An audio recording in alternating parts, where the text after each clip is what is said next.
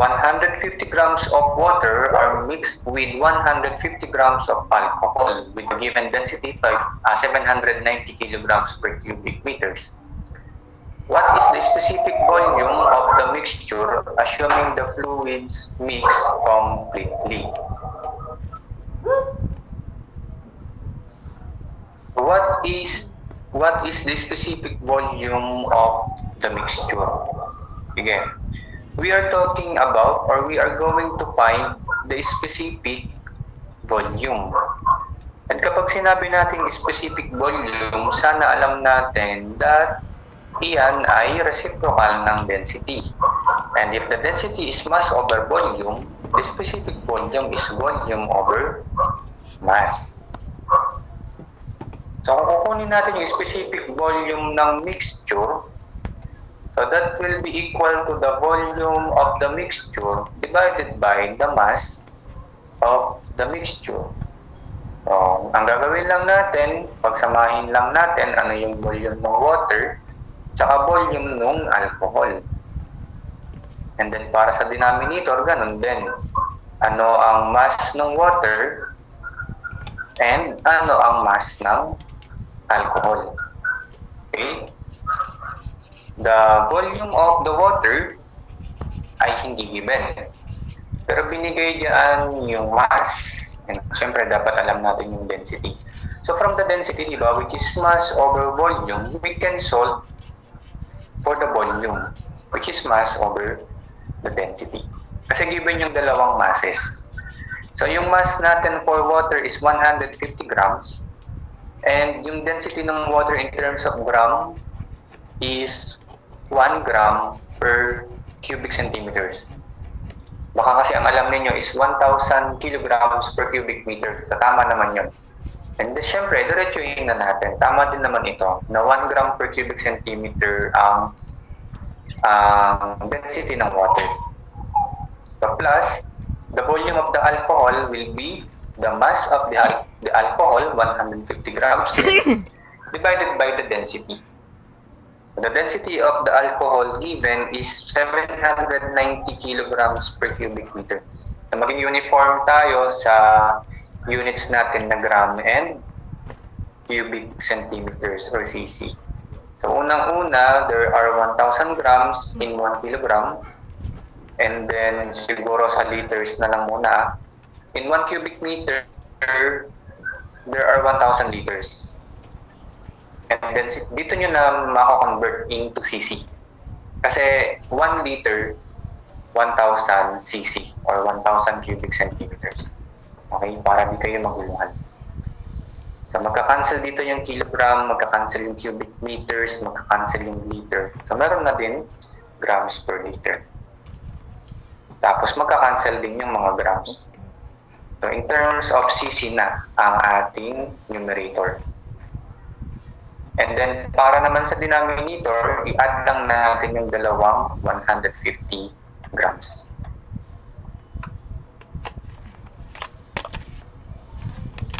So, the final answer in the volume, which is cc over the mass na gram. Okay, perform natin.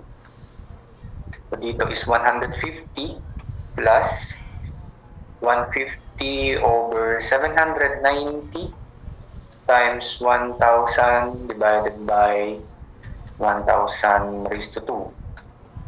And then 150 plus 150. So 1.133. Letter D.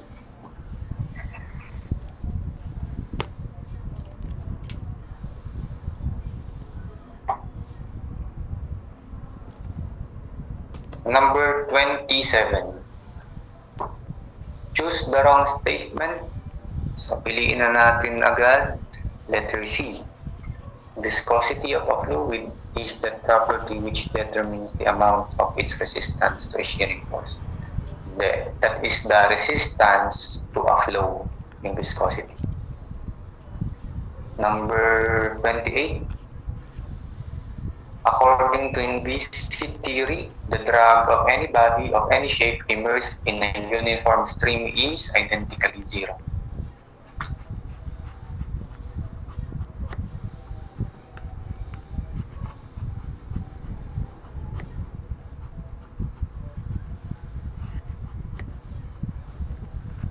Number 29.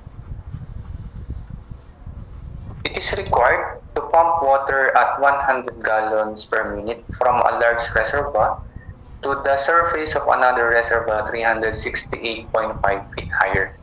So what is the horsepower of the motor to drive the pump if the efficiency of the pump is 70%? So kailangan nating masolve dito, what is the input power of the motor? Diba? And that is P out over in efficiency. So bakit yung P yung sinolve natin? Kasi ang sinosolve natin is the power output of the motor. And yung motor na yon, siya yung magpapaikot sa pump. Okay?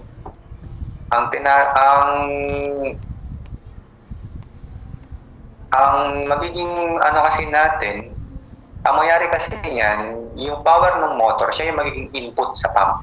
Diba?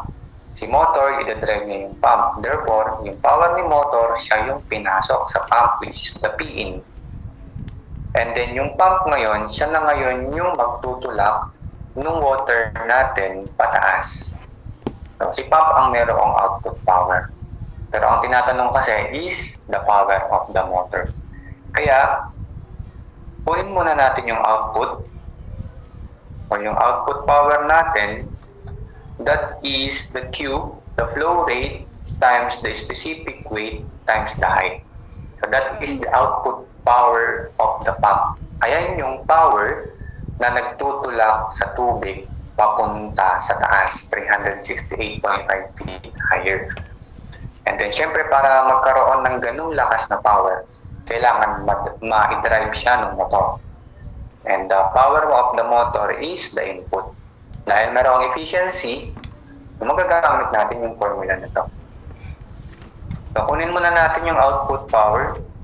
So, binigay naman dito yung Q, 100 gallons per minute. And di ba mag-stick sana tayo para maging what's yung answer natin? Let us stick our flow rate into cubic meter per second, and then Newton per cubic meter para sa specific weight, and then meters naman para sa height or sa head natin. So gawin natin to. So sana kabisado ninyo, or kung hindi naman, this is the time para kabisaduhin na in 1 gallon, there are 3.785 liters. And yung liters, siya yung nako-convert natin into cubic meters. Diba? In 1 cubic meter, there are 1,000 liters. And di pa tapos yan kasi ang time natin is in minute. So in 1 minute, there are 60 seconds. Check natin, okay na ba yung cubic meters na ba siya per second? So cancel yung liters, cancel yung minutes. Okay na, di ba? Cubic meters per second na siya. And let us use the specific weight of the fluid. Ano ang fluid na involved? Laging gano'n na. It is required to pump water. The specific weight of water is 9,810 Newton per cubic meters. Next. The height is 368.5 feet. So let us convert this into meter. In 1 meter, there are 3.281 feet. So cancellation of units again. Cancel ang meter cube, tsaka yung feet. So natitira dito is Newton meter per second or joule per second or the watts. Okay, 100 times 3.785 and then times 9810 times 368.5. Pagsama-samahin natin yung mga denominator. 1,000 times 60 times 3.281. So 6,950. Okay, our power is 6,950.48. So 6,950 950.48 watts. So, i-convert natin to into horsepower. In 1 horsepower, there are 746 watts. So, divide natin. Divided by 746, 9.32. 9.32 HP. And baka nakakalimutan na natin, we are solving for the input power. Kaya wala pa sa choices yung 9.32. And kung nasa choices yan, tapos naisagot nyo si 9.32, magkakamali tayo. So, the output power is 9.32 HP and the efficiency given is 70%. So, divided by 0.7. 13.31. 13.31 HP. The answer is letter A.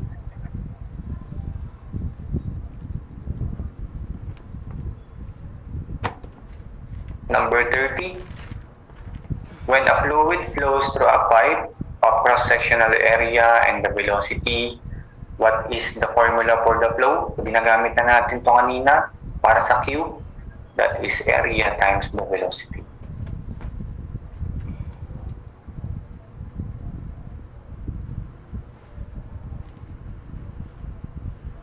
Number 31. When a body moves through a fluid, it must push a finite mass of fluid out of the way. If the body is accelerated, the surrounding fluid must also be accelerated. The body behaves as if it were heavier by an amount called the hydrodynamic mass or the added mass or the Birkman mass, and all of the above yung answer natin.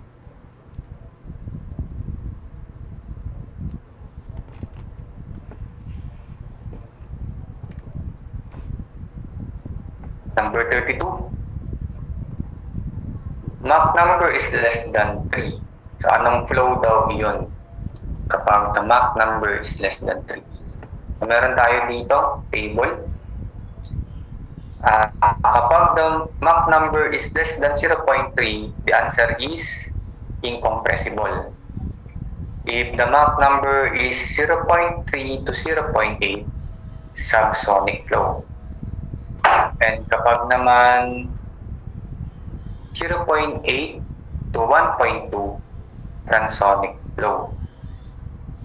And then, meron pa, 1.2 to 5, supersonic. And para maging hypersonic naman, dapat mas mataas daw sa 5. So kung titingnan ulit natin ito, less than 3, saan kaya pumapatak itong less than 3 na to?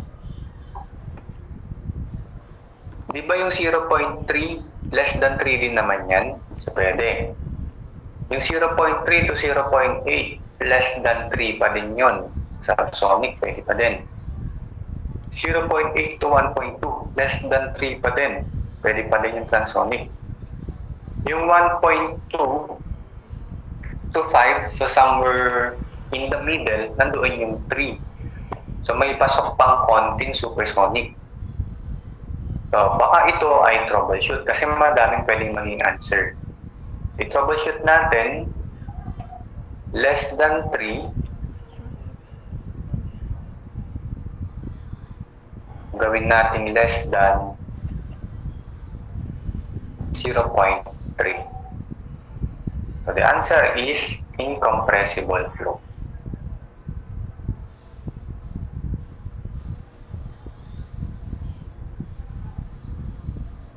Next, number 33. Mach number is between 8 and 1.2. Ito yun.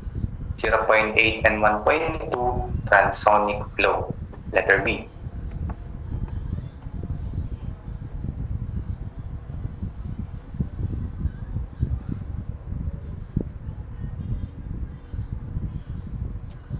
Number 34. Mach number is greater than 3. So ano naman ito? So nasaan naman yung mga greater than 3? So ito less than 3, less than 3 pa din ito, less than 3. So dito somewhere in the middle, pumapasok na yung greater than 3. Pero kapag naging 6 na yan, hindi na supersonic, di ba? So dito tayo. Diba? Kasi ang question natin is not limited to 5. So therefore, ang piliin natin is hypersonic. Kasi di ba, magbigay ka ng number na greater than 3. 6, 7, 8, 9, 10, mga greater than 3 yan, di ba? Pasok yan sa hypersonic. Hindi naman kasi binanggit na greater than 3 but less than 5 para maging supersonic. And tsaka wala palang supersonic sa choices. Ayan. Kaya hypersonic talaga yung answer. Number 35. So estimate the speed of sound of the carbon monoxide at 200 kPa pressure and 300 degrees Celsius in meter per second. So ganun ulit. Kanina, di ba, solving for the speed of sound in air. Ganun din, square root of K RT. So depende sa fluid, di ba, na magdadalong yan. So for the carbon monoxide, CO, yung K niyan is 1.4 pa din. And paano naman yung R? Kasi yung R na ginamit natin kanina, for air yun. So, paano natin kukunin yung R? So, we can solve for the gas constant ng carbon monoxide, and that is equal to the universal gas constant divided by the molecular weight. So, kabisado niyo ba yung universal gas constant? The universal gas constant is 8.314 kilojoule per kmol Kelvin divided by what will be the molecular weight ng ating compound. So carbon 12 grams per mole plus oxygen 16 grams per mole. 2 grams per mole. Diba kung gusto ko makancel yung mole, dapat maging K. So lagyan kong K parehas. Diba? Para hindi magbago yung quantity. So kilogram per K mole. Para makancel ko na yung K mole dito. Yan. So therefore, solving for the gas constant of the carbon monoxide, that is 8.314 divided by 12 plus 16. 0.2969. And the unit is kilojoule per kilogram Kelvin. So, kunin ko na yung velocity. The constant K, the specific heat ratio is 1.4 para sa carbon monoxide. Kasi air din naman yan, di ba? Part ng air ang CO. Next, yung R na na-solve natin is 0.2969. So, palabasin ko yung KJ, kilojoule, in terms of meter, di ba? Ang kilojoule is the product of kilonewton and meter. Sige, dito muna tayo. Ayan. Next.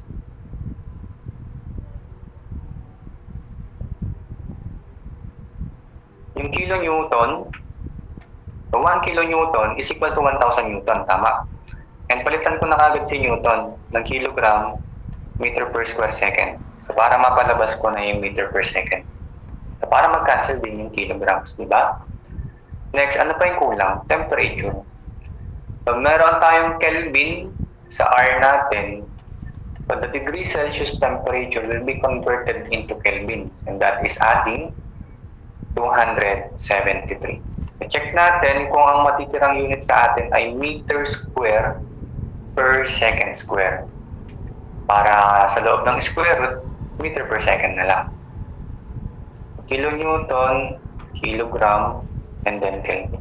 So, okay, tama. Ang natitira sa loob ng square root is meter square per second square. Kapag pinerform natin yan, meter per second na lang. Okay, square root of 1.4 times 0.2969 times 1,000 times the sum of 300 and 273 or 188.03.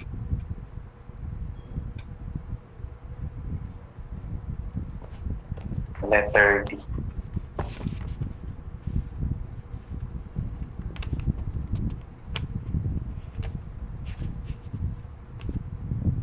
Number 37. An observer on the ground does not hear the sonic boom caused by an airplane moving at 9 km altitude until it is 5 km pascal. What is the approximate Mach number of a plane? Assume a small disturbance and neglect the variation of the sound speed with altitude. So, let's say that this is the plane, and then the altitude of the plane is 9 kilometers. Ngayon, hindi daw siya maririnig, yung sonic boom, hanggat itong plane na to ay hindi nakakalayo ng 5 meters from the observer. So, meaning this is 5 kilometers. So, meron tayong na-create dito na right triangle. And this angle is what we call the Mach angle. So, solving for the Mach number, MA, that is equal to the cosecant of the angle. So, ganyan lang. Let us find the cosecant of the angle. Sige, from tangent mu, that is opposite over adjacent, we can solve for mu. Diba? Shift tangent of 9 divided by 5. 60.95 degrees. And then solving for the Mach number, that is the cosecant of 60.95, or dahil wala sa calculator yung cosecant, reciprocal ni sine. What will be our answer? 1 over sine of the answer. 1.144. Letter D.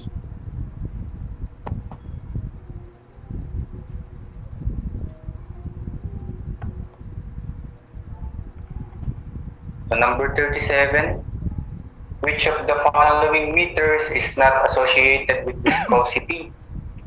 So dito pa lang sinabi na dito, redwood is a viscometer. So pakibasa na lang kung paano ginagamit yung redwood. Yung ORSAT naman is a gas analyzer, or gas analyzer is a piece of lab equipment used to analyze gas sample for each oxygen, CO, and CO2 content. Walang binanggit na viscosity. So, angular naman, specific viscosity of tars and their product. And then, Sable, viscometer naman, controls the heat of the fluid, and the viscosity is the time it takes. So, yung walang kinalaman sa viscosity is the ORSAT.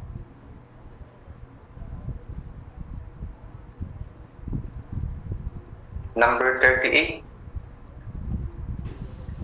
At what critical speed which the flow of water in a long cylindrical pipe, if diameter 3 cm becomes turbulent, considering that the temperature is 20 degrees Celsius. Viscosity is 1 exponent negative 3 Pascal second, and the critical Reynolds number is 3000. Sige? Formula based tayo. If we are going to solve for the Reynolds number, that is equal to the density times the velocity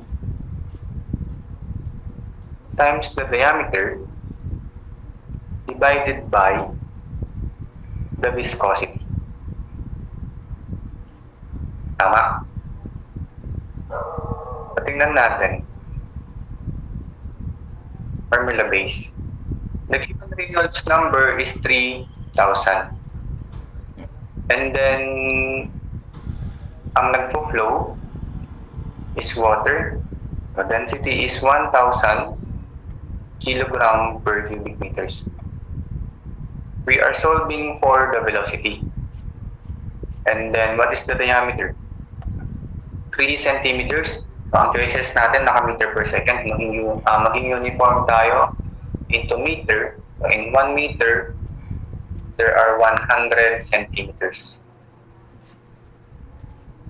And then, the viscosity is given 1 exponent negative 3. O ganyan yung katumbas nun. 1 times 10 raised to negative 3.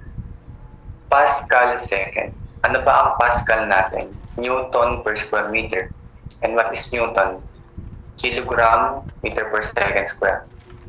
So, per square meter. So, ito yung Pascal. Naka-multiply pa yan sa second. Okay, cancel units, kilogram,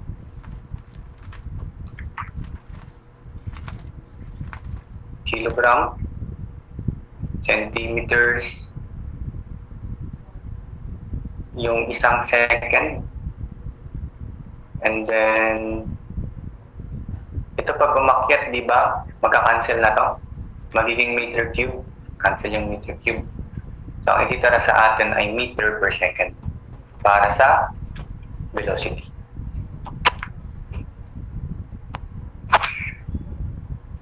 So that is 3,000 times 1 times negative 3, 10 raised to negative 3, divided by 1,000 divided by 3 times 100.